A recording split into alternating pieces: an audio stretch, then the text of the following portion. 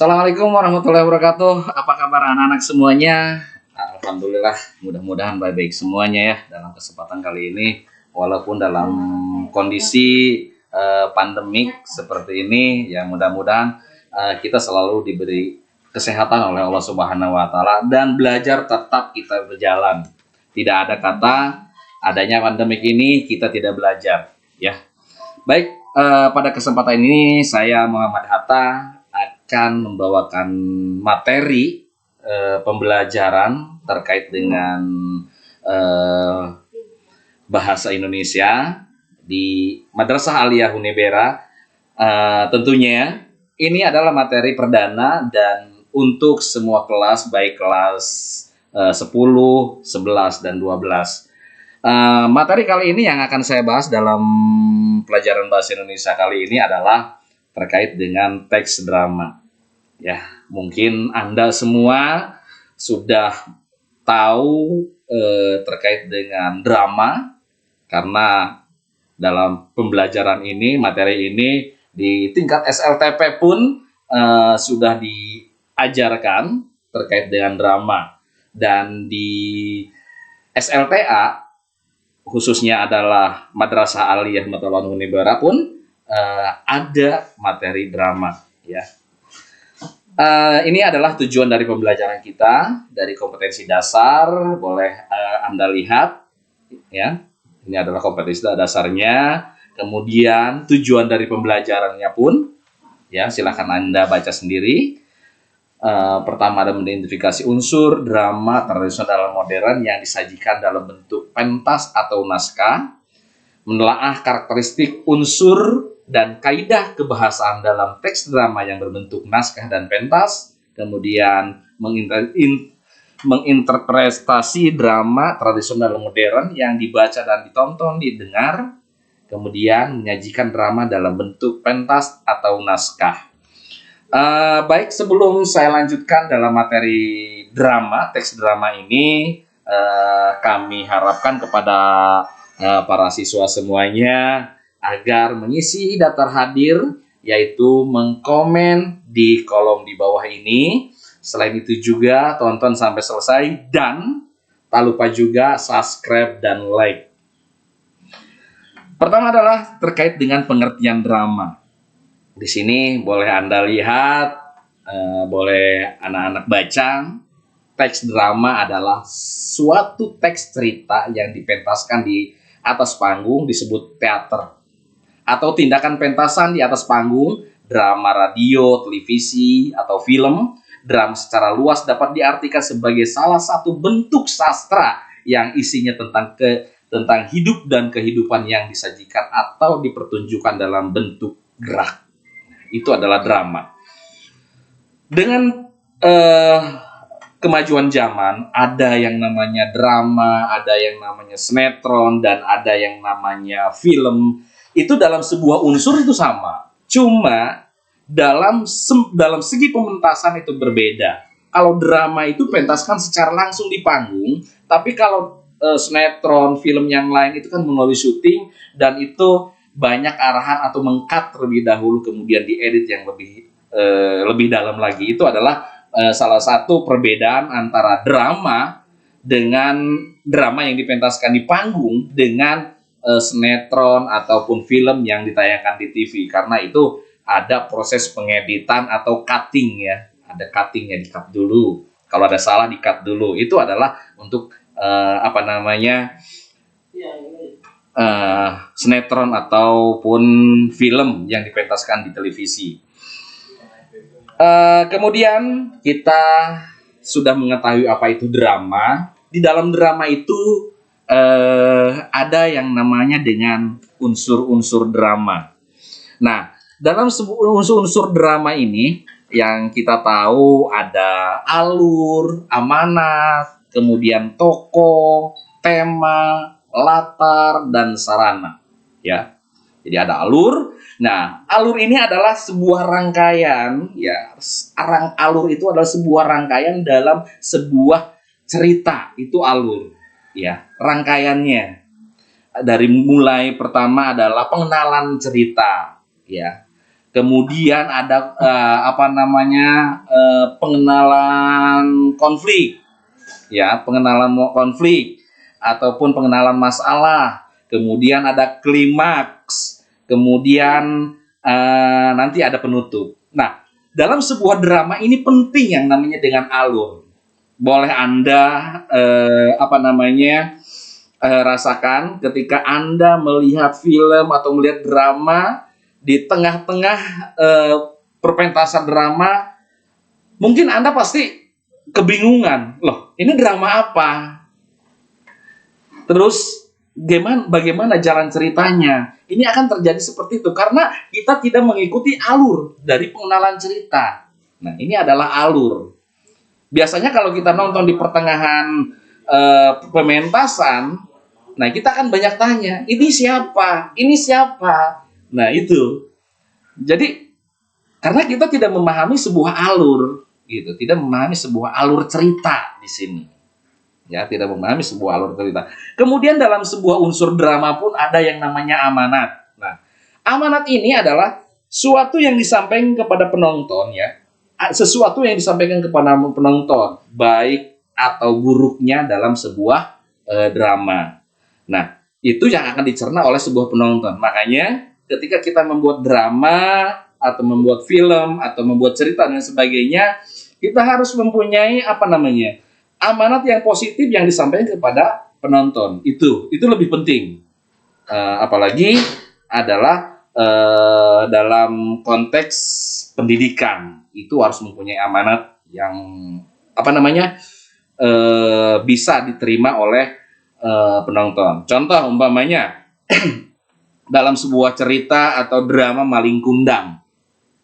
Amanat apa yang kita terima dari sebuah cerita atau dari drama Malin Kundang itu, yaitu adalah kita harus menghormati orang tua kita, gitu. Walaupun dalam klimaksnya itu anak itu dikutuk oleh orang tuanya menjadi batu. Nah, di situ tersimpan amanat bahwasannya kita itu harus menghormati orang tua. Kemudian unsur drama yang selanjutnya adalah tokoh. Ya. Tokoh ini adalah orang yang memerankan dalam sebuah drama. Nah, ada mungkin dalam tokoh ini ada yang menjadi, kalau dalam sebuah drama ada yang menjadi orang tua, ada yang menjadi pembantu, ada yang menjadi guru, ada yang menjadi, ya tergantung dari dramanya itu sendiri, ya. Tergantung dari drama itu sendiri. Artinya di sini adalah pemeran yang memerankan salah satu tokoh, baik itu orang tua atau lain sebagainya. Nah, selanjutnya adalah tema. Nah, tema lagi-lagi saya katakan dalam pembelajaran itu, tema itu bukan sebuah judul, ya. Tema itu sebuah intisari yang diambil dari sebuah drama, bukan judul tema itu. Selanjutnya adalah latar.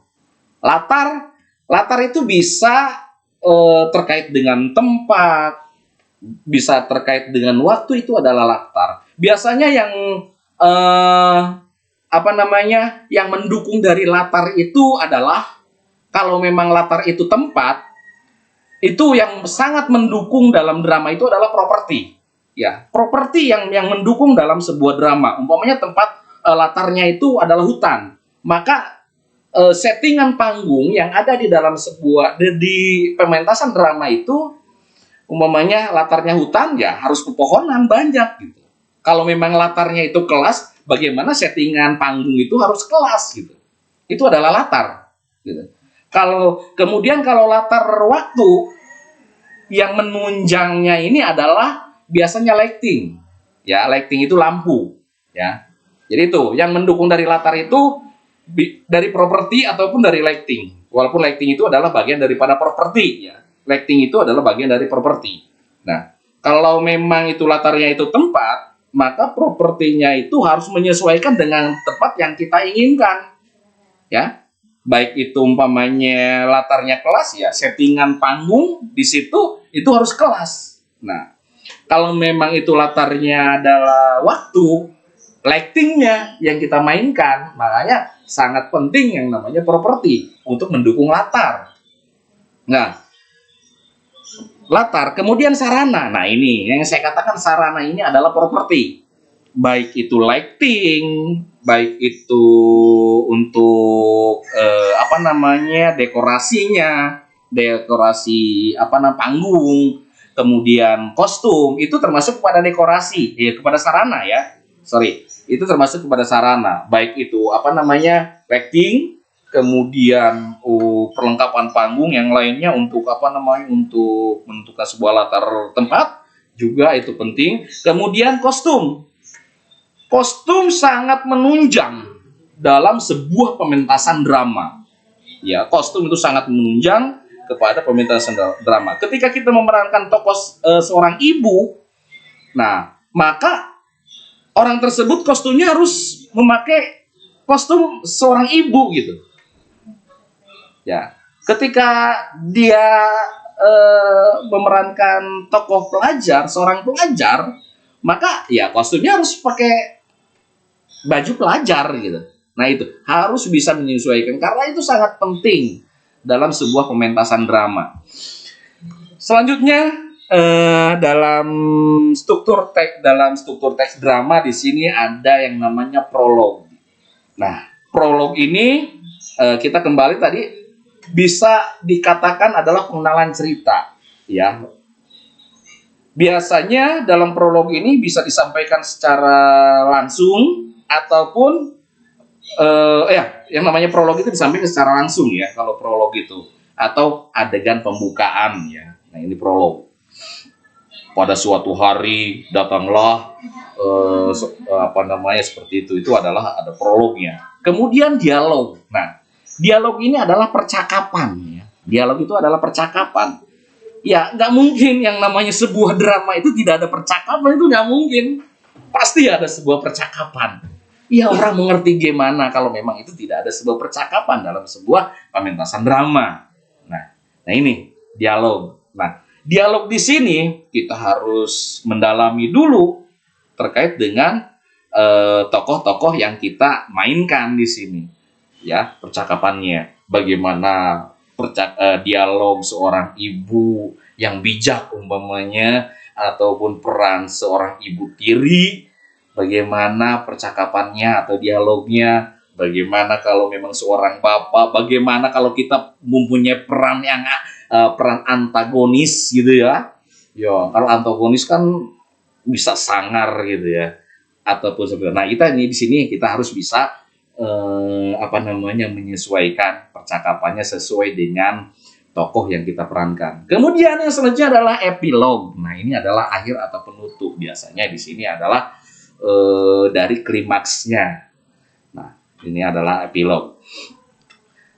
Next, selanjutnya adalah menanggapi unsur pementasan drama. Nah, ini dalam sebuah drama ada yang dinamakan dengan acting, ada yang dinamakan dengan aktor, penokohan, cerita, kostum, tata rias, musik, tata panggung, dan lampu. Nah, sedikit akan saya bahas apa itu acting. Acting itu suatu mimik ya, mimik yang ataupun jadi acting itu adalah mimik ataupun gaya gerak dan percakapan yang kita sampaikan di panggung, itu adalah acting. Bagaimana kita memerankan seorang ibu-ibu, bagaimana kita memerankan seorang pelajar. Nah, itu kita harus mempunyai acting ya, mengacting. Nah, dalam menguasai acting di sini ini sebetulnya tidak gampang ya. Dalam sebuah teater itu tidak gampang dalam sebuah acting. Karena apa? Yang kita lakukan dalam sebuah acting ini, pertama kita harus penjiwaan tokoh. Nah, ini ya. Dalam sebuah acting itu kita sulit kalau kita memerankan kalau kita tidak menjiwai tokoh itu sendiri dalam sebuah acting. Ya. Maksudnya apa? Apabila umpamanya kita memerankan seorang ibu, nah kita harus tahu dulu bagaimana si ibu sikapnya, atau memerankan seorang ibu yang bijaksana yang menghadapi anak nakal. Nah, kita harus tahu dulu bagaimana kita cara aktingnya. Kita harus menyalami dengan kehidupan yang real dulu. Bagaimana seorang ibu yang menghadapi anak yang nakal. Nah, kita harus menjiwai itu dulu, penjiwaan dulu. Nah, karena tanpa menjiwai kita tidak akan bisa. Dalam sebuah drama, dalam sebuah teater itu bisa dikatakan sebagai olah sukma. Ya, itu dikatakan sebagai olah sukma. Artinya di sini ada penjiwaan, kita merenung sejenak, kita masukkan atau kita mengimajinasi ketika kita menjadi sosok orang yang seperti itu. Artinya orang yang akan kita perankan. Nah, itu adalah acting gitu ya.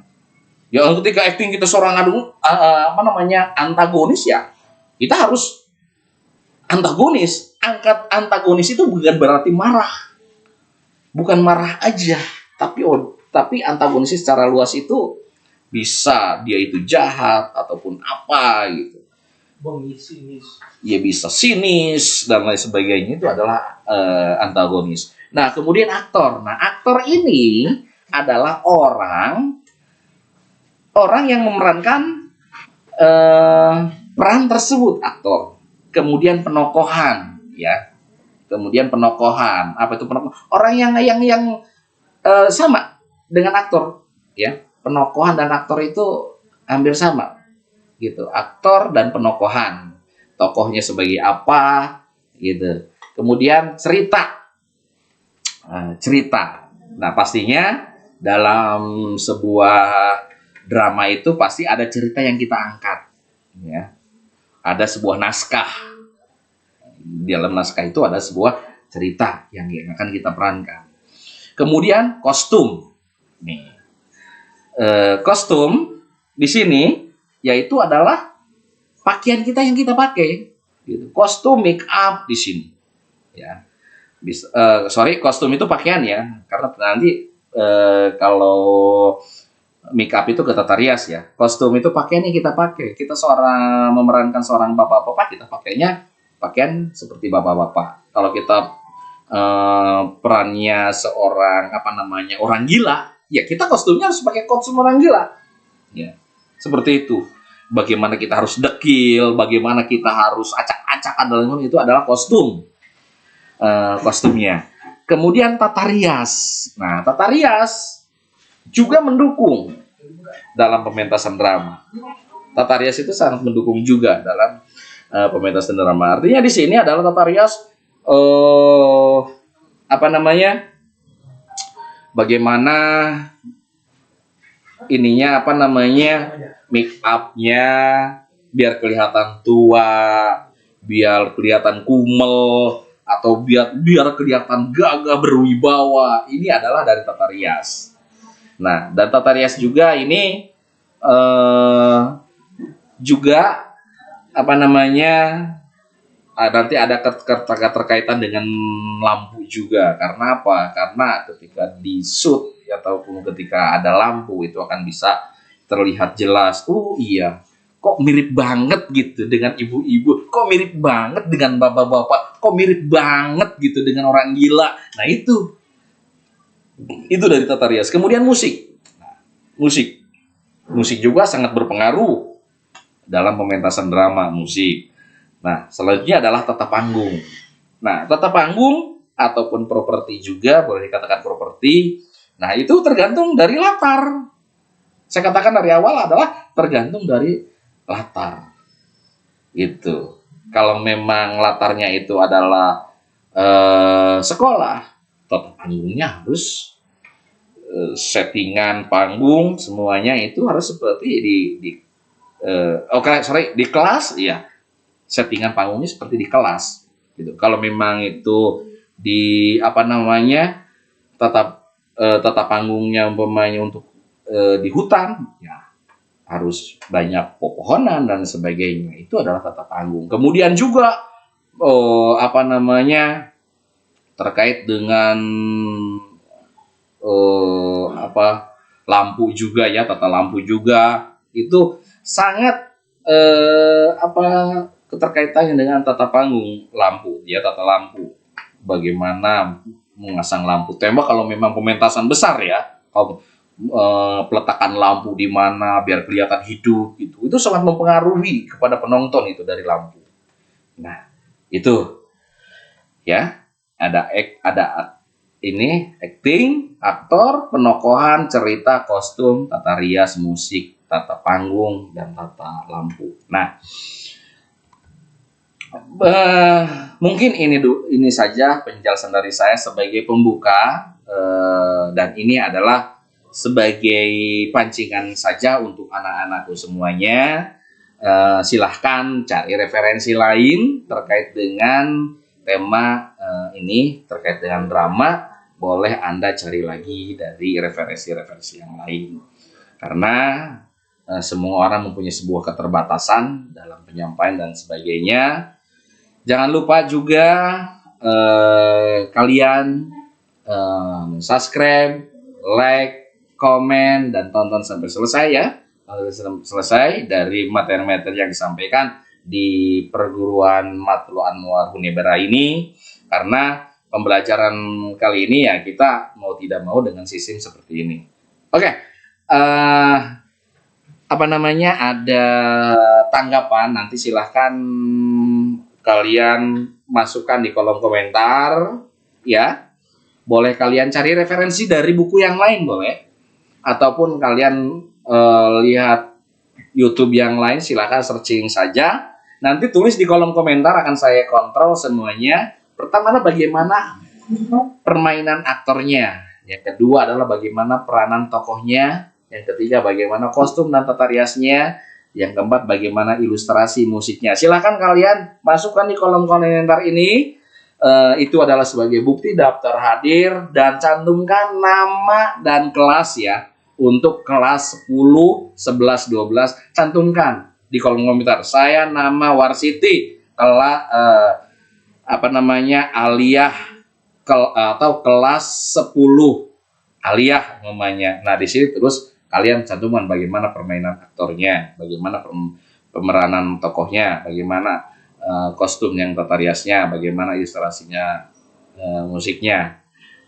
Lebih detail memang mungkin dalam sebuah di slide ini ada kesalahan penulisan ini pertanyaannya. Maksudnya ini apa itu yang dikatakan aktor, ya udah gitu aja. Biar kita nggak ini, karena kalau memang ini saya kira suruh menonton sebuah drama dulu ya. Tapi ini aja pertanyaan dari saya. Apa yang disebut dengan aktor, itu aja. Kemudian apa yang disebut dengan kostum, dan itu aja yang kalian masukkan dalam kolom komentar. Terima kasih, saya Muhammad Hatta. Mohon maaf atas segala kekurangannya. Ini aja sebagai stimulan aja bagi adik-adikku sekalian. Nanti untuk materi lebih detailnya lagi akan disampaikan dalam waktu dan gelombang yang sama. Terima kasih, saya Muhammad Hatta. Assalamualaikum warahmatullahi wabarakatuh.